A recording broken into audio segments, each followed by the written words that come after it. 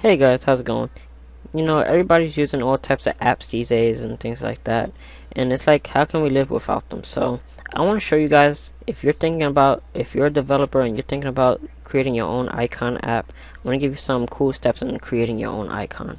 So, this right here is an example of an icon I just created in Photoshop. Pretty simple and easy, and I'm going to show you guys how to do it. So, for this one, I created a 500 by 500 document in Photoshop.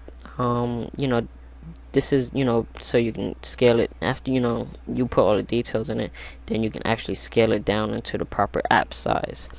Alright, so for this I always go black for the canvas size, canvas color. And then what I'm going to do is select my rounded rectangle and leave the radius at 50. You could do 100, but 50 is fine. And just hold shift and drag out a nice size app shape. And right now it's set to black, so we're going to change that color to blue. Now it could be any color you want, but for me I'm just going to put it blue, like this nice blue right here. Alrighty. Oh, I didn't apply it to the shape, I'm sorry. There we go, there's our blue shape. Okay, so next what we're going to do is control and click on the thumbnail of it, so it's going to bring in a selection around it. We're going to create a new layer, and then right here is where we're going to draw in a type of light source. So we're going to make sure we select our foreground to background color, or foreground to transparent, and we're going to select from the very top going down to just about halfway through the app. So you kind of get this nice effect like that. And then we're going to switch it, the colors, and we're going to do a darker shade of blue. And then we're going to come up. So starting from the bottom and come up about halfway. Like that. And there we go, we got this nice effect. And what that does is already, in one layer. So as you can see, before and after. Alright, so we're going to hit Control D to deselect. We're going to select our elliptical marquee tool, and we're going to make sure our layer 1 is selected, and we're going to draw an ellipse around the app just like that. Now this varies depending on what type of gloss you would like to apply, so you could do a curve gloss if you want with the pen tool, or you could do just like this, a simple one with the ellipse tool. And what we're going to do is hit that quick mask button. What that does, it just cuts off most of it. So some of our background at the bottom got kind of cut off. Usually it's in two different layers, but for this one I'm going to reapply that background, the undergloss or that undershadow. Bring that back a little bit. There we go. And then make sure I kind of take that out. Just control click and select that. Quick mask. There we go. Alright, so we did the basics. Now next what we're going to do is create a new layer, and we're going to add more of a light source into it. So select our paint bucket tool, make sure it's set to black, and fill it in. Oops. Before you fill it in, make sure we do a selection of that shape and then fill it in. Okay, so next what we're going to do is go to filter, render, lens flare, and because it is black I can see where this flare is going to come from. So at this point you're going to want to determine where your gloss is going to kind of come from, like that. So I'm going to do from the sides like that, and then I'm going to go hit my blending option, and I'm going to select screen just like that. Pretty cool. Control D to deselect, and from here, this is when you want to maybe decrease some of the gloss from the top. If you want, you can do that, but it depends on if whatever you choose. And next what we're going to do is make another selection from that shape, and we're going to make a new layer,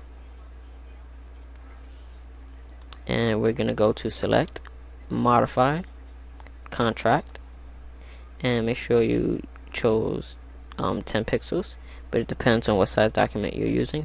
So 10 is good for me.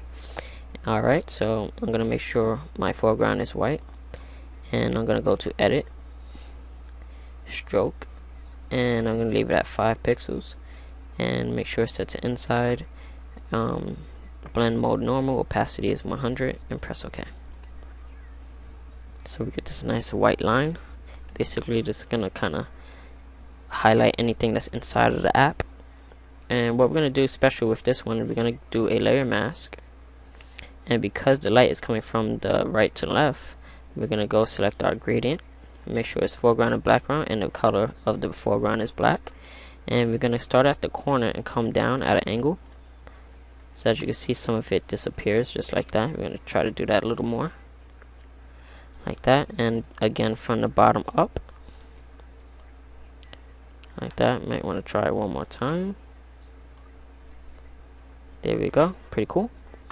And from there we're gonna go ahead and give it a cool icon or something to be inside. So to keep it real simple, I'm gonna choose a nice musical icon and draw that out, and it's gonna be black.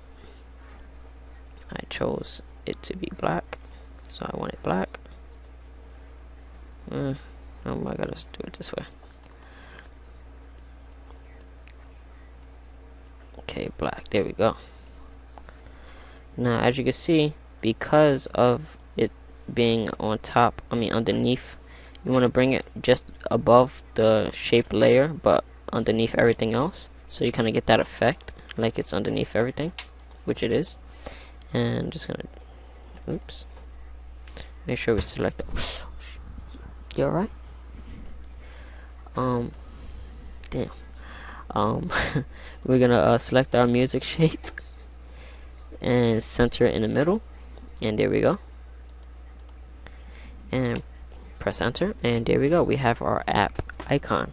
Now to go a little step further, if you want to add a cool pattern in the background, right now I don't have all my patterns loaded right now, but I'm gonna give you a nice example, just like in the other example I showed you at the beginning of the video. We're gonna select our pattern overlay. As you can see, we start off with the basic patterns. I have this nice pattern I would like to show you guys, something like this nice pinstripe. You want to make sure it's set to, I believe, overlay, is it? Overlay, and then drop the opacity down very low to, let's say, I think 20 is good. It's showing but not too apparent. Well, I don't know, it looks fine. And press OK, and there you go, you have a musical app icon within Photoshop. And that's how you create your app icon. And from there, if you want to save it, just make sure you turn off that black background and then save it as a PNG or whatever your format you desire. So it's me, Mike. I hope you guys enjoyed this video tutorial. Remember, you guys, be creative. Peace.